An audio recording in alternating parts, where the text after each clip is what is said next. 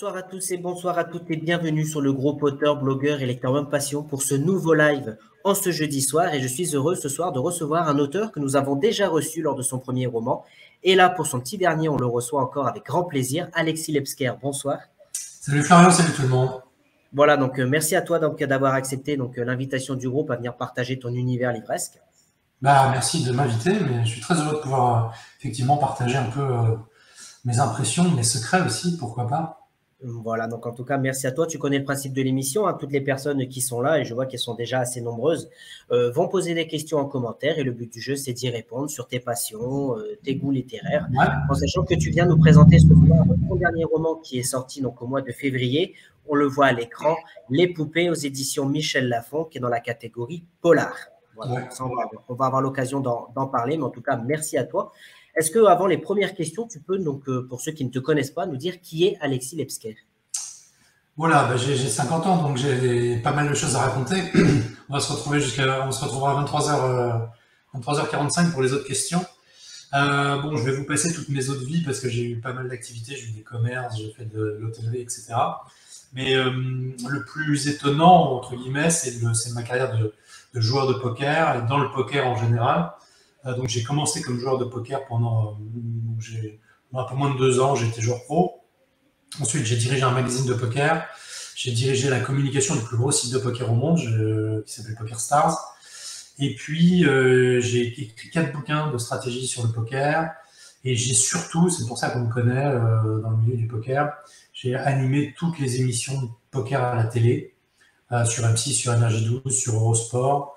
J'ai commenté les plus gros tournois du monde, et ça pendant des années. Je passe encore sur une chaîne dédiée au sport, au poker, donc voilà, donc je viens du poker et non pas du polar. Et ma reconversion surprend tout le monde, la transition surprend tout le monde parce qu'on ne s'attendait pas à ça dans le milieu du poker.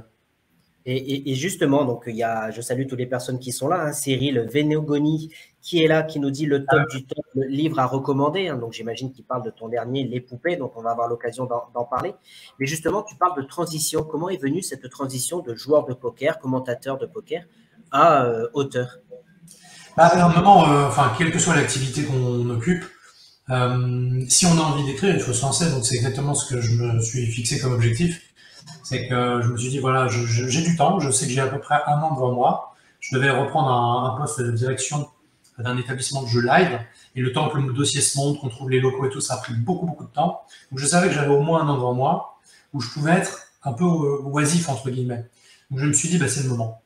Soit j'ai les doigts de pied en éventail dans mon jardin, soit j'écris. Donc j'ai choisi cette deuxième solution. Parce que je suis un peu hyperactif et puis parce que ça me plaisait. J'avais vraiment envie de voir si j'étais capable de me livrer à cet exercice de façon satisfaisante pour moi déjà, et puis pour un éditeur, et ensuite pour des lecteurs. Bon, apparemment c'est le cas, donc j'ai pas fait ça pour rien. Et oui, il n'y a pas de lien entre le poker et l'écriture, il n'y en a pas, mais il y a l'envie, quoi, tout simplement.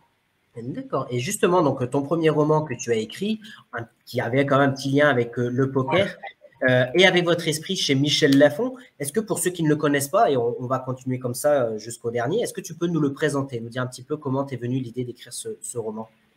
Alors l'idée m'est venue, j'ai eu l'idée de la fin, parce que je construis généralement jusqu'à présent, je construis mes romans en partant de la fin, en imaginant déjà comment ça va finir, et ensuite je passe au début. Le plus dur, c'est de faire la transition entre le début et la fin, bien sûr.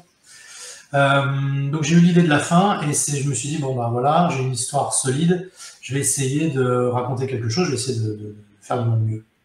L'histoire, c'est un scientifique de très haut niveau, prix Nobel de chimie, qui est assassiné dans son laboratoire de manière très mystérieuse et assez violente.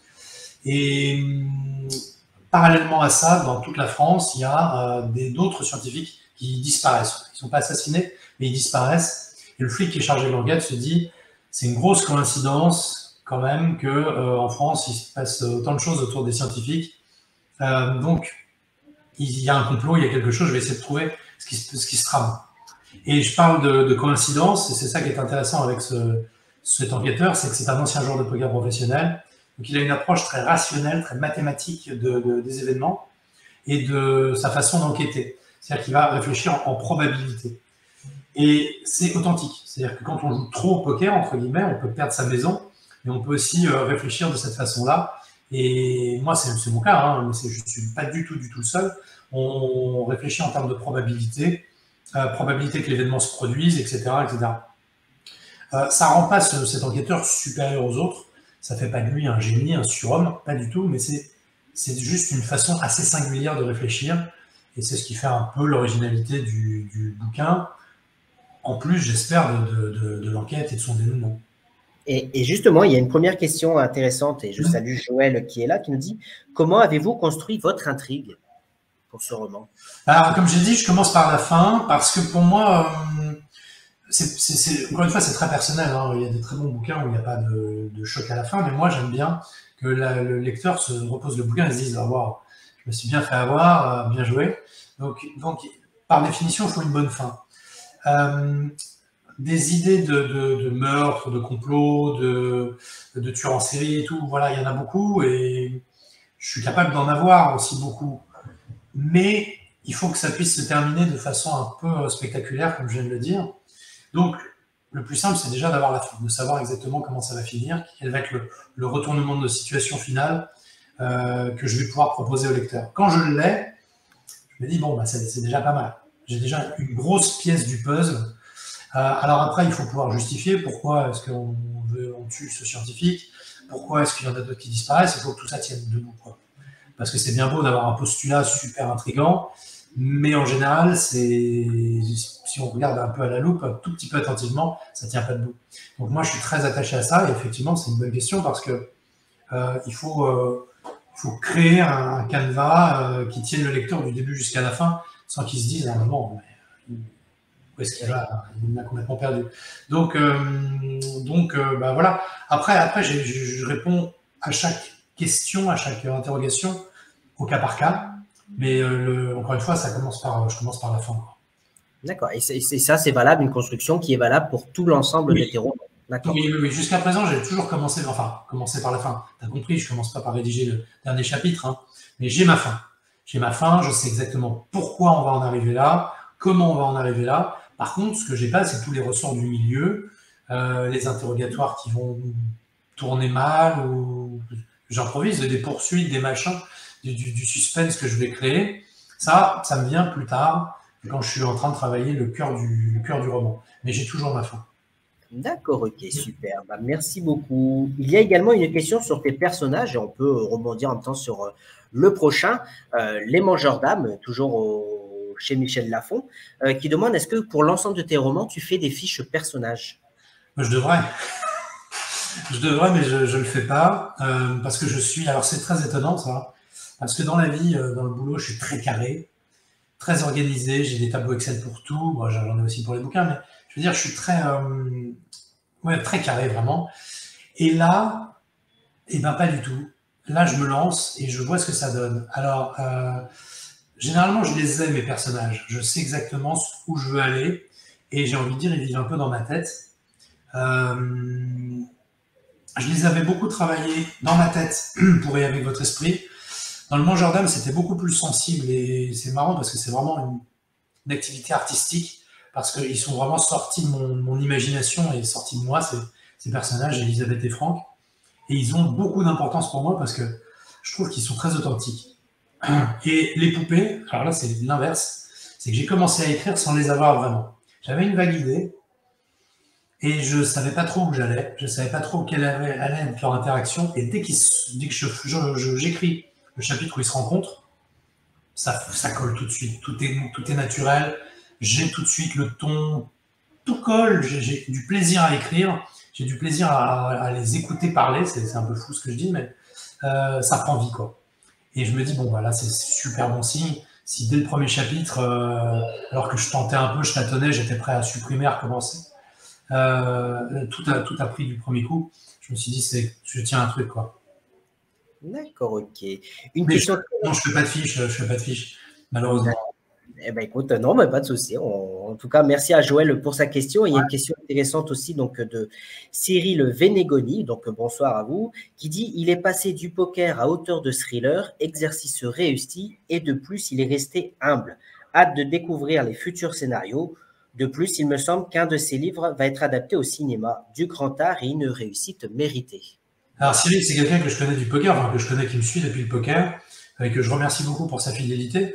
Je fais une petite parenthèse, mais il y a beaucoup de joueurs, on dit généralement que les choses sont cloisonnées en France, etc., et qu'on ne peut pas être comédien et puis sortir un disque, etc. Moi, dans le milieu du poker, j'étais très bien accueilli. J'ai pas que des gens qui m'aiment dans le poker, mais de manière générale, vraiment très massivement, les gens m'ont suivi, étaient plutôt curieux, plutôt positifs, et m'ont encouragé. Et comme ça marche plutôt pas mal, ils sont contents pour moi. Et Cyril en fait partie. On se connaît pas, c'est pas un ami, mais ça fait partie de ces gens pour qui j'ai beaucoup d'estime parce qu'ils me sont fidèles. Et voilà. Alors sur le côté modeste, tout le monde n'est pas de cet avis-là. Mais en tout cas, j'ai pas la grosse tête, non. J'ai beaucoup d'ambition et il y a des gens avec qui ça plaît pas. Mais oui, je suis pas, j'écrase pas les gens et je suis pas méprisant. Non, mais en tout cas, voilà, merci pour les compliments. Eh ben, merci Cyril, mais en tout cas, voilà, je confirme aussi, on échange quand même assez régulièrement aussi. Tu es quelqu'un de très sympathique et de très humble, donc vraiment merci à toi, Alexis. Donc on était effectivement sur ton roman Les Mangeurs d'âmes. Donc effectivement il y a une question qui nous dit quelle est la différence avec le précédent. Alors effectivement j'imagine que c'est pas une suite, mais est-ce que tu peux nous le présenter justement? Alors Le Mangeur d'âmes, c'est vraiment radicalement différent d'Avec votre esprit. Avec votre esprit, je l'ai écrit en mesurant chaque mot, chaque phrase, en essayant de réfléchir à la portée de tout, pour une raison bien simple, c'est que j'avais pas d'éditeur. J'avais absolument aucune certitude d'être édité. Donc c'était un peu le devoir le devoir que l'élève sage doit rendre à son professeur pour être sûr qu'il aura une bonne note. Je ne le renie pas du tout. Je dis que je l'ai écrit dans ce contexte-là, avec la volonté de faire de mon mieux, mesurant chaque mot, en étant bien prudent. Donc là, déjà, ça change parce qu'avec Le Mangeur d'âmes, je me suis beaucoup plus lâché, j'ai beaucoup plus donné... je me suis beaucoup plus... je me suis moins bridé, quoi. Donc déjà, c'est une différence sur la philosophie de l'écriture. Ensuite, Le Mangeur d'âmes est beaucoup plus sombre, beaucoup plus malsain, beaucoup plus oppressant, beaucoup plus angoissant. C'est une enquête policière, c'est un polar, mais c'est vraiment avec un énorme bout de thriller dedans. C'est glauque, c'est sur des disparitions d'enfants. En même temps, il y a une ambiance très malsaine dans ce village de montagne. On se demande vraiment ce qui se passe. Il y a des oiseaux qui tombent du ciel. Il y a une vieille dame qui fait des prédictions bizarres. On se demande si c'est pas un peu la fin du monde quand même. Et alors que Il y avait d'autres esprits, c'est une enquête policière, certes originale, certes un peu déjantée, mais ça reste très classique. Donc si je devais les qualifier, je dis souvent Il y avait d'autres esprits est un livre sage, ce que n'est pas du tout Le Mangeur d'âmes, qui est un livre très sombre. D'accord, ok. Bon, en tout cas, merci à toi pour ces présentations. Et effectivement, on voit les couvertures qui circulent à l'écran. Donc, on le voit là actuellement et Avec votre esprit et Le Mangeur d'âmes. Est-ce que tu peux nous parler de ces couvertures? Parce que je rejoins un petit peu ce que je lis. Effectivement, elles sont quand même assez sympathiques, bien réalisées. Comment ça se passe au niveau de la réalisation des couvertures? Alors, pour le premier, Michel Lafon m'avait proposé une couverture que je trouvais fort hideuse. Je crois qu'ils n'étaient pas super convaincus eux non plus. Donc je leur ai dit, écoutez, non, là, ça va quand même être compliqué. Donc, je leur ai envoyé un paquet d'idées, dont une couve qui était semblable à, on va dire, 80%. Et eux, évidemment, ils ont une équipe de gens très talentueux. Je salue Emilien s'il me regarde, qui fait mon infographie, et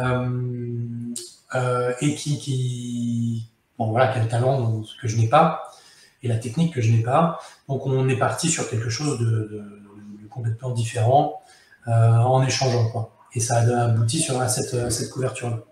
Pour Le Mangeur d'âmes, c'est encore pire, c'est que je suis arrivé avec une couverture qui était presque identique au résultat final. Et là encore, lui, il a changé les photos, tout mieux calé, fait ça en haute def, moi c'était en basse def, etc. Donc je lui ai juste dit voilà ce que je veux, et lui il l'a fait de façon pro. Pour les poupées, pas du tout.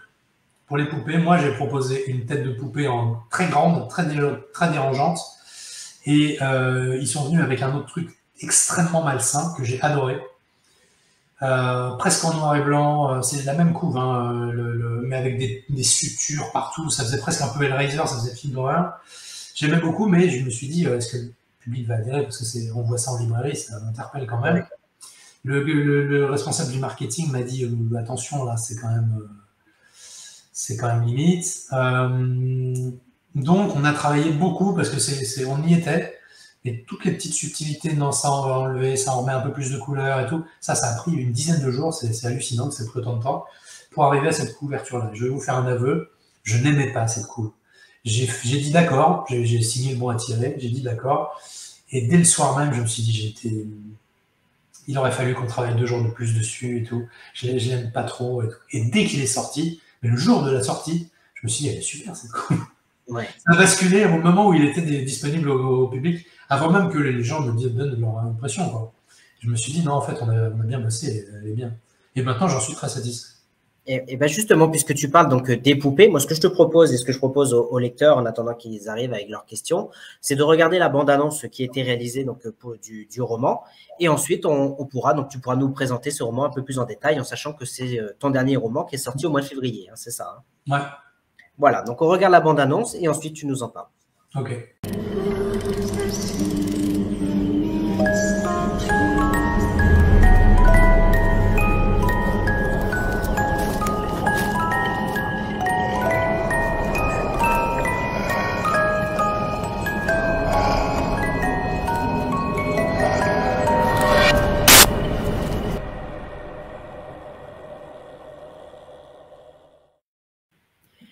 Les poupées, voilà donc le dernier roman, donc Alexis Lebsker aux éditions Michel Lafon. Donc effectivement, on l'a vu aussi dans cette bande-annonce où effectivement tu dis cette présence là omniprésente. Justement, présente-nous ce roman-là parce que là, tu changes également de style par rapport aux 2 précédents, on imagine. Ouais, c'est encore un exercice un peu différent et celui-là, c'est le roman le plus barré que j'ai écrit, puisqu'il y a 2 histoires et demie, on va dire, qui se mélangent. Il y a d'abord des découvertes de corps dans des circonstances très mystérieuses et surtout très malsaines. Il y a une sorte de petit charnier qui est découvert dans une église abandonnée. Et ça fait évidemment beaucoup de bruit au milieu de la police et le procureur décide de désigner un flic très expérimenté. On en parlera peut-être plus tard, mais c'est une légende de la police. Et quand il arrive sur place, il fait « Wow, je ne m'attendais pas à ça, moi je suis largué, je ne sais pas faire, c'est pas mon cœur de métier, quoi. Donc il faut que vous me passiez un psy. Il y a un psy dont j'ai entendu parler qui est très fort, je veux qu'il arrive le plus vite possible. » Donc il fait venir le psy, et à son grand étonnement, c'est une petite nana. Et donc lui, qui est un peu, c'est une légende de la police, c'est un colosse, enfin pas un colosse, mais c'est un bonhomme, quoi.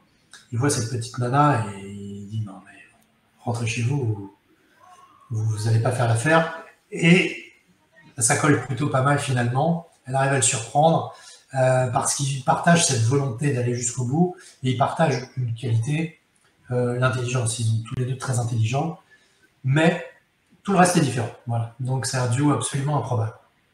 Ça, c'est pour la première histoire. La deuxième histoire, c'est une jeune nana d'une bonne trentaine d'années qui quitte la région parisienne parce qu'elle en a marre et elle s'installe dans le sud de la France où elle occupe une petite maison sans prétention au milieu des bois, très isolée. Et son but, c'est de gagner sa vie en faisant de la voyance. Donc elle a un certain nombre de clientes comme ça qui la payent pour qu'elle parle aux esprits. Sauf que c'est une escroquerie sans nom. Elle n'a absolument aucun don, aucun talent. Et elle explique ses méthodes pour soutirer des informations à ses interlocuteurs, ses patients, ses clients, sans qu'ils s'en rendent compte. Voilà. Donc toutes ces techniques sont authentiques, hein, c'est vraiment des arnaques classiques des voyants et des extralucides, etc. Donc c'est un premier intérêt. Puis le deuxième intérêt, parce que bon, on est quand même dans une fiction, c'est qu'elle n'est pas si seule que ça, au milieu des bois, la pauvre Ophélie, et il se passe des choses assez bizarres dans son entourage. Et la troisième histoire, c'est qu'il y a un tueur, évidemment, et le tueur, il nous fait quelques confessions, et je ne vous en dis pas plus, mais toutes ces 3 histoires sont évidemment liées. D'accord, ok. Bah, écoute, merci beaucoup pour cette présentation. Je salue donc Cyrielle qui vient d'arriver. Donc bonsoir. J'ai vu une question circuler en message privé et j'invite vraiment les personnes à me les poser directement sous le live. Comme ça, toi aussi, ça te permettra derrière peut-être d'aller y répondre à l'écrit. La question qu'on me posait en message privé, c'était pour toi, est-ce que tu as vu une certaine, comment on pourrait dire, une certaine amélioration dans ton écriture, par rapport à ton premier roman et avec votre esprit et au dernier, Les Poupées. Ouais, complètement. J'ai vu une marche vraiment très haute entre le premier et le deuxième, entre Il y avait votre esprit et Le Mangeur d'âme. Euh, je ne sais pas à quoi l'attribuer, mais peut-être justement parce que je voulais un peu trop aseptiser Il y avait votre esprit, pour la raison que j'ai évoquée plus tôt, c'est que je n'avais pas de maison d'édition, donc je voulais faire les choses proprement, pas de scandale, pas de... Voilà. Quand j'ai compris que j'avais une maison d'édition et que je pouvais du coup me permettre des choses que eux me diraient, bon ça, non Alexis, non, il va falloir le revoir, je dis bon bah, je peux tenter des choses. Et ça, c'est un confort intellectuel très important qui m'a permis beaucoup plus de liberté. Et ce que j'ai tenté, ils m'ont dit, mais c'est exactement ça qu'on veut. C'est vers ça qu'il faut que tu tendes. Plus de pêche, plus d'audace. Voilà. Donc ça, vraiment, ils ont complètement adhéré. Ils m'ont même encouragé à aller plus loin, ce que j'ai fait avec Les Poupées. Et ils m'ont dit la règle, et là, je suis 1000% d'accord, c'est le plaisir. Il faut que j'ai du plaisir. J'ai un entrain, une envie d'écrire. Et tant que j'aurai ça, je pense que ça sera communicatif. Pour répondre à ta question, un peu plus précisément, je me suis permis par la suite des phrases sans verbe, des phrases sans sujet, euh, des, un vocabulaire, pas de grossièreté parce que j'aime pas ça, mais un vocabulaire plus naturel. Plus naturel, c'est pas un bon mot parce que ça voudrait dire que dans avec votre esprit, c'est châtié ou quoi que ce soit, c'est pas vrai. Mais les personnages peuvent camper davantage leur personnage et être un petit peu moins bon élève. Voilà. D'accord. Ouais. Et justement, il y a une question intéressante, encore une fois, de Cyril qui dit, au niveau de ton titre, est-ce que tu le trouves avant, pendant ou après l'avoir écrit? Alors, et avec votre esprit, j'ai galéré. Je l'ai trouvé au deuxième tiers, je crois, au troisième tiers du bouquin. Et c'est par contre, quand je l'ai eu, c'était une évidence. Je sais pas comment ça m'est venu. J'étais la guerre des cerveaux, les trucs tout bidons, tu vois. Je savais que ça serait pas ça. Puis en plus, ça existe déjà, la guerre des cerveaux. Mais j'avais pas de titre. Et sur le cerveau, le machin, je cherchais des citations, j'ai rien trouvé. Et je sais pas, j'ai dû chercher où ça m'est venu comme ça. Je me souviens plus. Mais par contre, oui, c'était vraiment une évidence. Le mangeur d'âme, j'avais plein de trucs. Le dévoreur d'âme, j'ai retrouvé mes notes, c'est marrant. J'avais 5-6 noms. Et le mangeur d'âme me paraissait le plus approprié. Et les poupées, c'est presque le titre qui m'a donné le thème du livre. Je dis presque parce qu'encore une fois, j'avais ma fin et ça, le titre n'a rien à voir avec la fin. Mais ça m'a permis de partir dans une direction qui est assez intéressante dans le livre. Enfin, je trouve. Hein. Donc c'est marrant parce que j'ai eu le titre avant de commencer à écrire. D'accord. Cyrielle, qui est là, bonsoir, qui nous dit Les Mangeurs d'âme étaient une pépite, hâte de lire ce nouveau roman. Donc voilà, donc le nouveau roman dont on parle, donc c'est Les Poupées, qui est sorti le 10 février aux éditions Michel Lafon. Voilà, donc encore une fois, merci à toi, Alexis, d'être là et de répondre à nos questions. Est-ce que tu as des rituels d'écriture? Non, pas vraiment. Non, là, j'écris dans mon bureau, principalement. M'est arrivé d'écrire ailleurs, mais c'est plutôt rare. C'est parce que je me déplace ou un truc comme ça. En vacances, j'essaie d'éviter d'écrire. Et non, mon seul, la seule chose que je m'impose, c'est d'avoir envie. Voilà. Je ne veux pas que ça devienne un travail. Je ne veux pas écrire pour écrire, pour me perfectionner ou quoi que ce soit. Je me perfectionnerai en ayant du plaisir. D'accord. Ça, C'est c'est écrire avant tout pour le plaisir. ouais. C'est ma règle absolue. Et ça, je veux vraiment pas y déroger. Je veux que ça soit du début jusqu'à la fin un bonheur. Ça veut pas dire que je galère pas sur certaines phrases et tout, mais c'est de la galère agréable quand même. C'est pas compliqué, c'est pas se faire gueuler dessus par son patron. T'en sais quelque chose. C'est beaucoup plus positif, c'est beaucoup plus créatif. Donc voilà, c'est la seule chose que je m'impose. Et est-ce qu'il y a des sujets sur lesquels tu ne pourrais jamais écrire? Bah, tu vois, tu as parlé tout à l'heure d'enlèvement d'enfants, voilà, tout ça. Là, Mais déjà, c'est j'ai placé la barre assez haut. voilà. Bah, c'est marrant que tu me poses cette question-là parce que tout à l'heure, j'étais en train de réfléchir à une prochaine idée et je me disais, je parlais, j'ai eu une idée, enfin, une idée. Euh, Ça menait à un viol et je me suis dit, est-ce que je serais capable de décrire un viol? A priori, je m'étais dit, non, non, non, là, ça va un peu trop loin, c'est pas mon style et tout. Et après, en y réfléchissant, je me suis dit, ah, ça peut être, si on décrit pas trop les choses, mais plutôt les sensations et tout comme ça peut être intéressant. Donc, c'était déjà, voilà. Après, ce qui est viol d'enfant, machin, c'est hors de question. Ce qui est étonnant, c'est que il en est question, enfin, pas vraiment, mais on parle d'enlèvement d'enfants, oui, il est évident que si on enlève des enfants, c'est pas pour leur faire du bien. Et pourtant, dans le mangeur d'âme, j'évite cet écueil du sordide, de voyeurisme, etc. C'est vu ou compris par le regard des personnages. Donc, il n'y a pas de description scabreuse, parce que je ne veux absolument pas rentrer là-dedans. J'ai 2 enfants et je veux bien écrire des trucs tordus, mais il y a des limites. Donc ça, oui, ça, je pense que ça fait partie des choses que je ne suis pas capable de d'écrire. D'accord, ok. Tout en restant dans le thriller. Après, moi, si tu me demandes de faire un recueil de poésie, c'est pas du tout mon truc. Donc, C'est- j'en serais techniquement capable. D'accord, peut-être un jour, on verra bien. Alors, Luna Brochot qui a bonsoir et qui nous dit bonsoir, écrivez-vous en mode puzzle, c'est-à-dire dans le désordre ou chapitre après chapitre dans l'ordre de l'histoire. chapitre après chapitre. Chapitre après Ouais. chapitre. Je suis pas capable de emboîter le puzzle, c'est compliqué. Je me souviens de l'avoir fait quand j'étais gamin. Je sais même plus à quel âge. J'avais essayé un roman policier quand ça m'est revenu il y a pas longtemps. Donc je devais vraiment être jeune pour que je m'en souvienne que maintenant. Et j'avais commencé par un chapitre en me disant on jouait les choses et tout, et j'ai jamais réussi à le recaler dedans. Alors, il y a certainement des auteurs qui y arrivent très bien. Et puis j'ai grandi depuis, mais non, j'aime bien qu'il y ait une évolution, j'aime bien sentir le truc. Moi, je dis souvent, je suis mon premier lecteur, mais j'écris comme je lirais.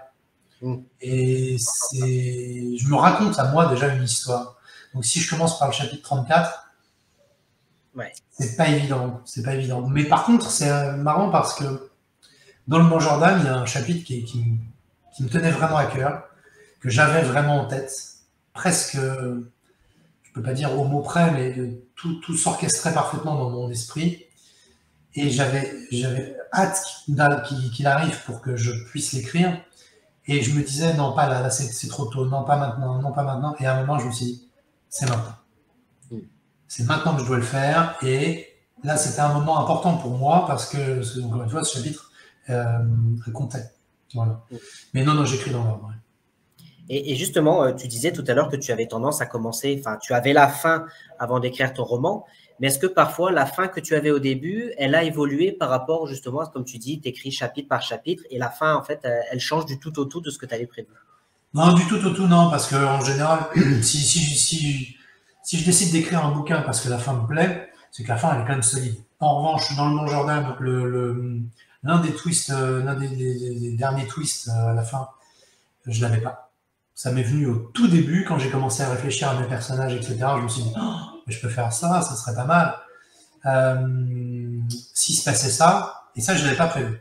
Et dans le roman le manuscrit que je suis en train de terminer là, j'avais pas vraiment de fin, en l'occurrence, c'était plutôt une histoire qui repose un peu moins sur la fin que mes 3 précédents. Et j'ai trouvé un truc et ça le fait bien aussi. Donc, c'est aussi la question de pouvoir rajouter le petit détail, petit ou pas, mais le détail que tu n'avais pas prévu et qui ne va pas déformer l'histoire, qui va au contraire renforcer l'histoire, renforcer tes arguments, quoi. D'accord. Ouais. Et justement, il y a Joël qui nous pose une question. Tu disais tout à l'heure que tu ne faisais pas de fiches personnages et que justement tu devais en faire. Mais est-ce qu'il t'est arrivé parfois que tes personnages prennent le dessus et t'obligent à changer le cours de ton histoire? Ouais, complètement, complètement. Il m'arrive de rajouter des chapitres à cause de ces crétins de personnages qui parlent dans ma tête alors que j'avais pas prévu ça du tout. Et je me dis, ah, mais ça peut être pas mal. Il faut que alors, soit je prolonge le chapitre qui devait être initialement assez court et j'en fais un moment intime où ils s'échangent des choses et tout. Et et je trouve ça sympa. Bon, faut que ça tombe à un bon moment. Un moment où ils s'échangent des informations, découverte de corps, une scène à la morgue, juste après une poursuite et tout, c'est un peu compliqué. Donc il faut vraiment que le timing soit bon. Mais oui, oui, je me laisse surprendre, absolument. C'est même étonnant, hein, parce que normalement, c'est quand même moi qui les crée, ces personnages. Mais parfois, ils prennent vie et ça dérape. Hein. Ben justement, il y a Luna Brochot donc, qui te remercie donc, pour sa réponse et tu viens partiellement de répondre à sa prochaine question qui demandait si tu arrivais à te laisser surprendre par tes personnages. Donc, bien évidemment, la réponse est oui. Ouais. Voilà. Sacha Noah qui est là aussi. Donc, Et il y a combien de personnes dans ce chat? C'est vachement bien, il y a du monde. Écoutez, merci à tous d'être là. N'hésitez pas à merci. poser vos questions. Donc, pour ceux qui nous rejoignent, je vous rappelle donc, que tu es là ce soir pour nous parler de ton dernier roman qui est paru au mois de février, donc Les Poupées aux éditions Michel Lafon, dont on a eu l'occasion tout à l'heure de voir la bande-annonce, mais que tu es aussi auteur d'un premier roman qui a eu aussi quand même pas mal de succès, et avec votre esprit sur la manipulation du cerveau avec des scientifiques, mais aussi Le Mangeur d'âme, tu viens de le dire, qui parle un petit peu de fond d'enlèvement d'enfants. Donc voilà, donc merci à toi d'avoir présenté tous ces romans. Donc n'hésitez pas à poser vos questions. Luna qui nous dit « Je vous découvre et j'aime beaucoup votre philosophie. » Justement, quelle est ta philosophie dans la vie? Ma philosophie, je pense que ce qui lui plaît, c'est que j'écrive non pas sous la contrainte, mais sous l'envie. Et alors, ça peut paraître très égoïste de d'écrire que quand on a envie, mais je pense qu'au contraire, c'est la meilleure authenticité et c'est la plus grande preuve de sincérité que je peux avoir pour le lecteur. Moi, je m'interroge souvent sur mon avenir en tant qu'auteur et sur mon 10e bouquin, 17e bouquin, 35e bouquin. Et est-ce que j'aurai encore la foi? Je crois que si je ne l'ai pas, j'arrêterai. Et je m'interroge, mais ça ne peut pas être présomptueux ou insolent ou quoi que ce soit, mais sur les auteurs qui en sont justement à leur 20e ou 25e bouquin et qui en sortent un par an. J'en connais qui ont toujours la même foi, la même envie, et j'en connais aussi qui ont besoin de croûter, quoi. Et je n'ai pas envie de rentrer dans ce circuit-là. J'ai envie de rester sincère, de raconter des histoires que j'ai envie qu'on me raconte et d'avoir envie de les raconter. Et je crois profondément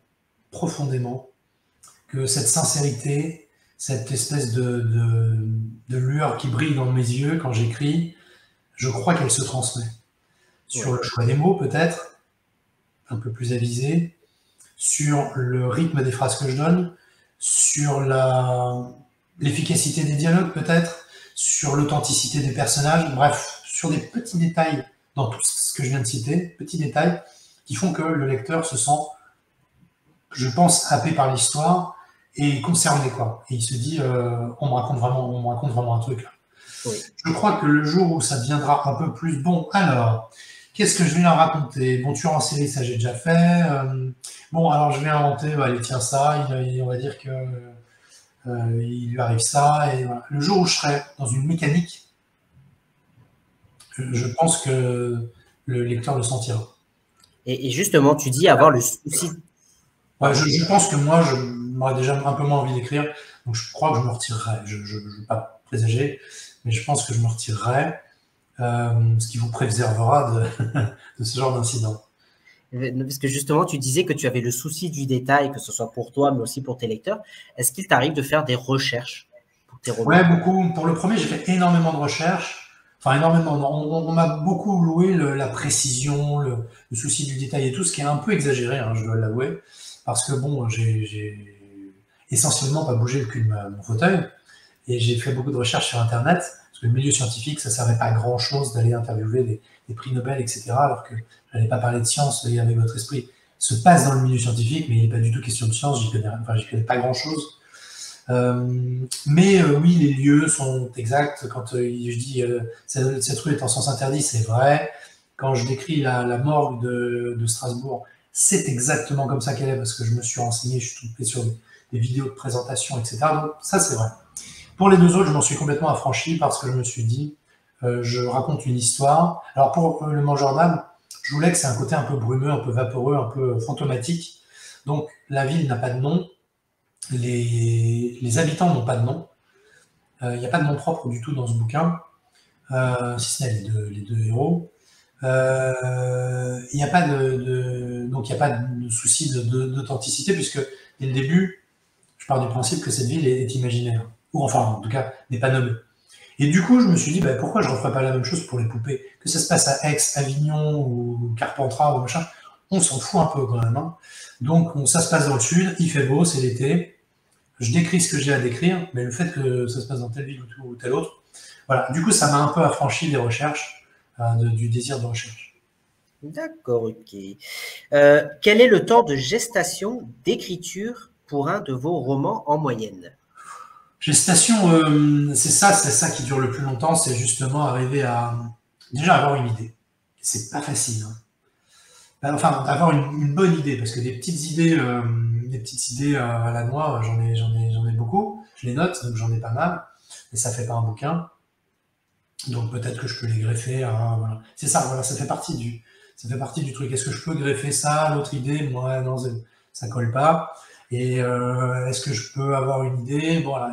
Quand il y a une idée qui arrive, ok. Est-ce que ça peut tenir le spectateur, enfin le lecteur, pardon, en haleine pendant 350 pages, 400 pages, 450 pages? C'est la grande question que je me pose.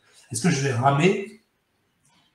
Est-ce que je vais être obligé d'inventer des personnages un peu bancals, de passer, d'avoir des circonvolutions pour gagner des chapitres? Si c'est ça, je laisse tomber. Je laisse tomber parce que c'est pas du tout ce que j'ai envie de lire, donc je vais pas l'écrire. Si je me dis, oui, ça peut avancer de telle façon, là, je tiens un truc et je commence à me lancer.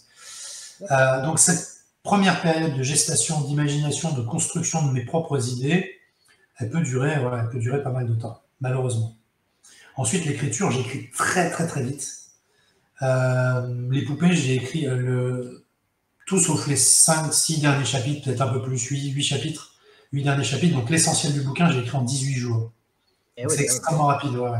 Le Mangeur d'âme, j'ai écrit en un mois, enfin en 30 journées à peu près, peut-être 32, peut-être 35, mais en gros un mois. Et avec votre esprit, 45. Donc je vais de plus en plus vite. Mais j'essaie pas de battre hardcore, hein, vraiment pas. Hein. C'est juste que, comme j'ai envie, bah, je suis poussé par cette énergie-là. Et ça aussi, je crois que c'est vachement communicatif. Si moi, j'ai pas envie d'arrêter d'écrire, le lecteur n'a pas envie d'arrêter de lire. Je crois vraiment à ça. Eh bien, écoute, on espère que tu continueras à écrire encore. Alors, puisque justement, il y a Joël qui nous demande à quel moment êtes-vous capable d'estimer que votre récit est terminé? Ah, mais ça, c'est la grande question. Ça, c'est la grande question qui se pose dans la peinture. Par exemple, la peinture contemporaine. Bon, ça, c'est du street art, c'est un peu particulier, mais pourquoi il a mis un point ici et pas là? Donc, est-ce que c'est pas fini ou est-ce qu'il faut rajouter un point et tout? C'est une question de sensibilité. À un moment, on se dit, ça y est, voilà, c'est bon. Là, comme j'ai dit, je suis en processus d'écriture. J'ai rajouté un chapitre.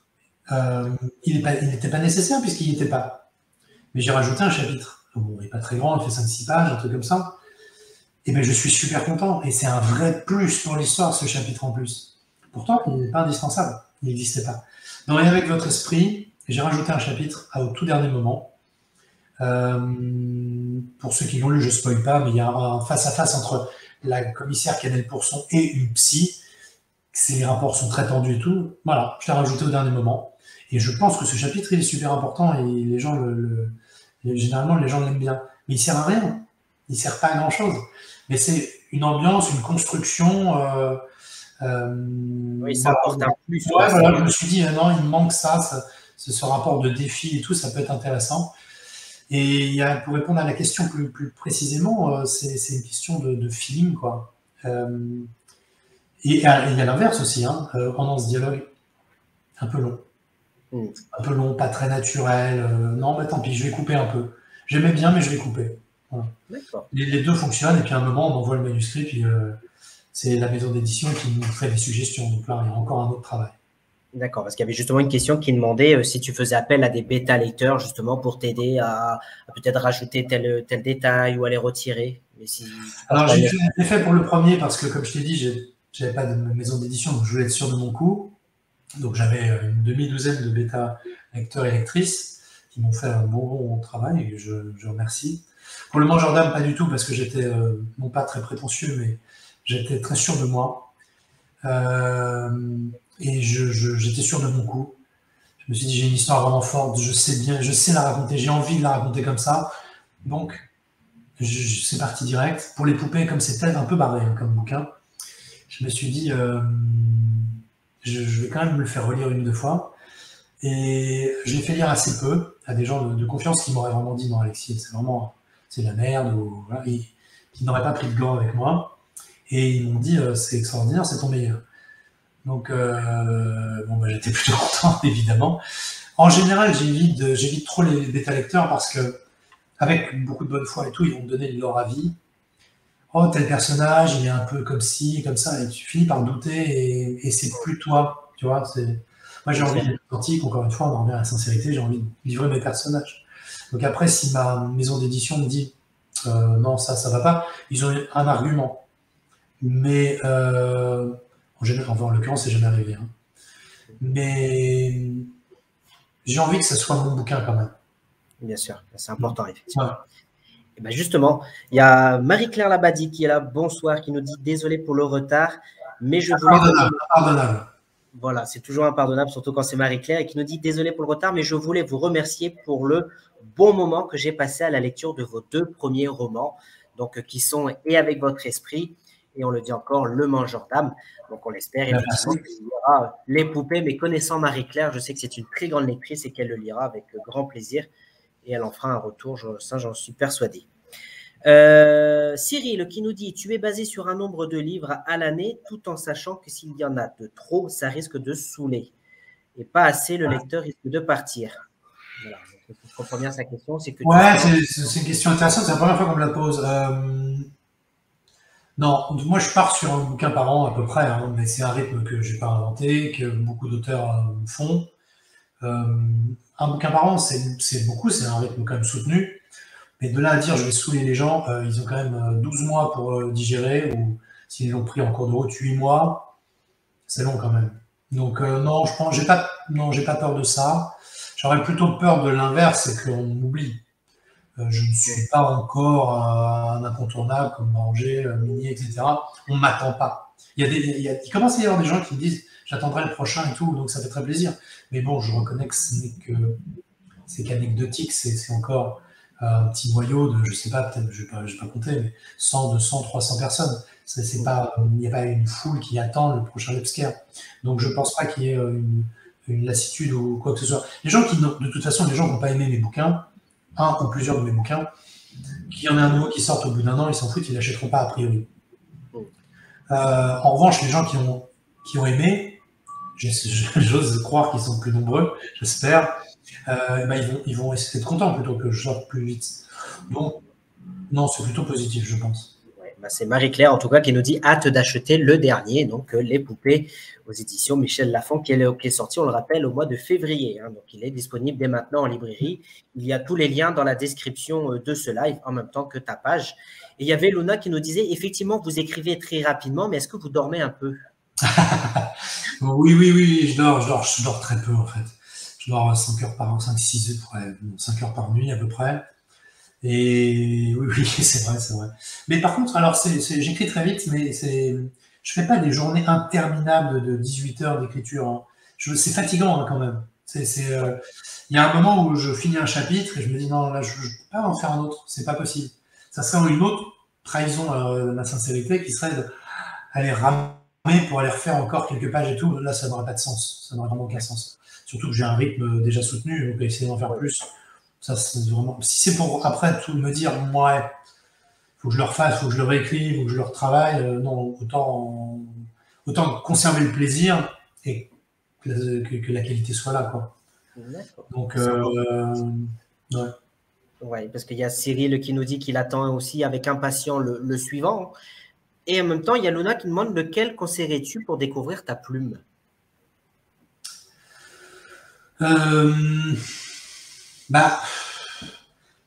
J'ai envie de dire, commençons par le premier, parce que c'est le premier. Donc, ça permet de voir l'évolution. Et je pense que si vous avez l'habitude de lire des polars ou autres, mais du même auteur, vous avez la sensibilité pour voir quelle est l'évolution de l'auteur. Et là, du coup, vous allez peut-être retomber. Encore une fois, je ne renie pas du tout. Moi, j'en ai relu des passages d'Avec votre esprit, je me suis dit, c'est pas mal quand même, j'étais content de moi, en fait. mais c'est pas le plus mature, c'est pas le plus audacieux, c'est pas le plus intense non plus. Il est péchu, voilà. Il faut commencer par le premier en sachant que c'est pas forcément celui que vous apprécierez le plus une fois que si vous voulez lire les autres. Voilà. Sur l'ensemble de ce que j'ai écrit, bon, il y en a 3, hein, c'est un petit ensemble, mais c'est pas le plus abouti, c'est pas le meilleur. D'ailleurs, sur Babelio, sur Amazon, c'est pas celui qui est le mieux noté, il est très bien noté, mais c'est pas celui qui est le mieux noté. Et si vous commencez par les poupées, qui à mon avis est beaucoup mieux, c'est peut-être un poil dommage, quoi. Mais alors, moi, à mon avis, il faut acheter les 3. Oui, bah, justement. Pour ceux qui sont là, il y a Marie-Claire qui est scotché par les intrigues et les déroulements des scénarios. Voilà, donc encore une fois, merci Marie-Claire. Et elle nous dit qu'elle commencerait par « et avec votre esprit ». Donc, tu vois, c'est ce qu'elle vient de dire. Voilà. Pour découvrir au fur et à mesure l'évolution de ta plume.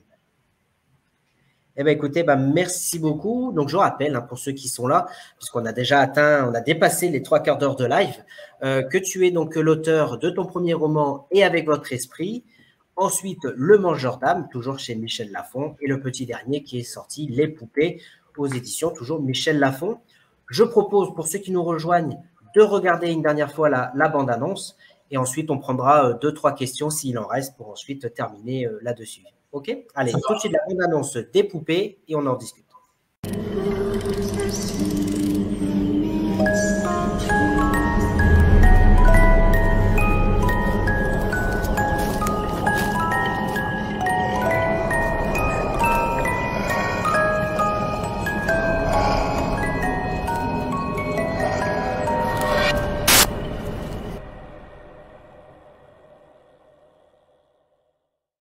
Voilà, donc la bande-annonce.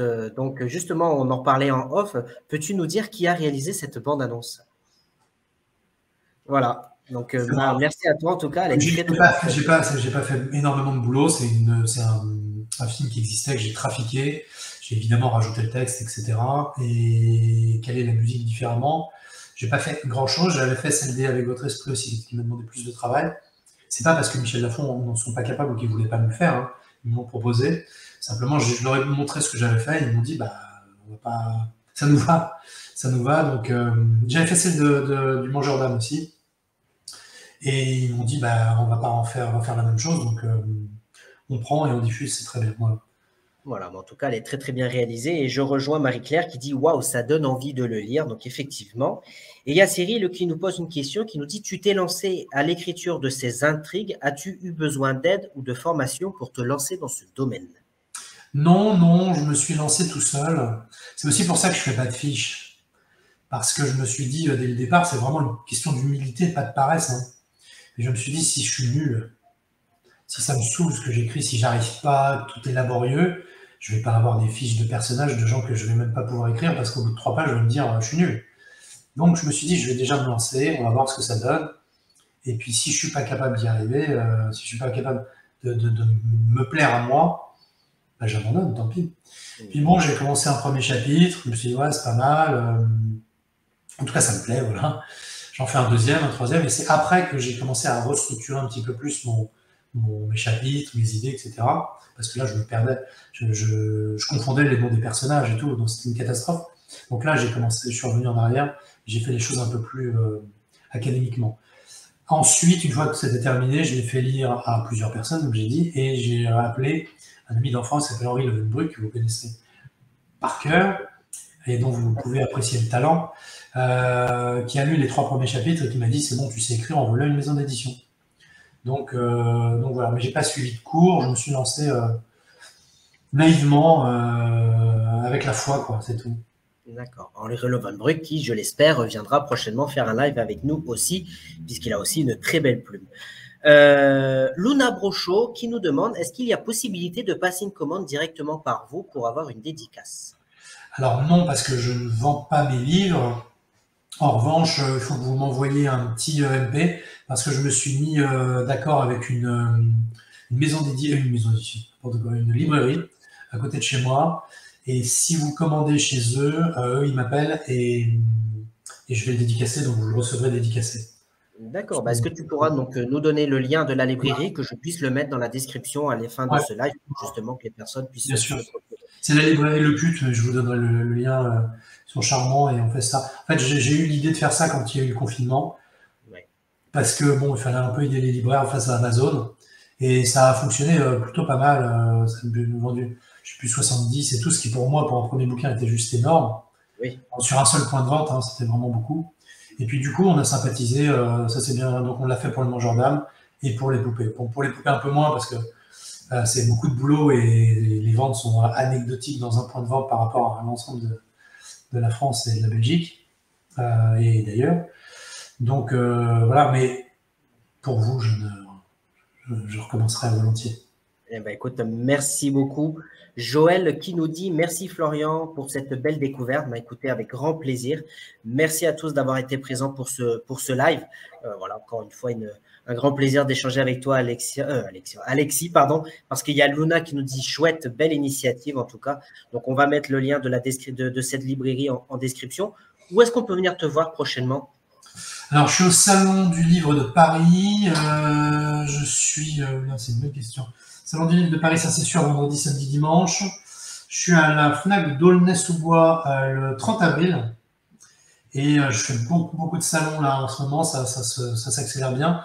Je vous invite à me suivre sur Insta, Facebook ou Twitter, ce que vous voulez. Pas pour faire un abonné de plus, hein, mais c'est parce que je communique beaucoup sur justement toutes mes dates de dédicace. Donc si ça vous intéresse, ben voilà, c'est là que je suis, c'est là que j'annonce.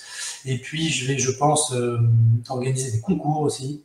Je vais essayer d'en faire un petit peu plus. Donc voilà, je vous invite à suivre une de mes pages.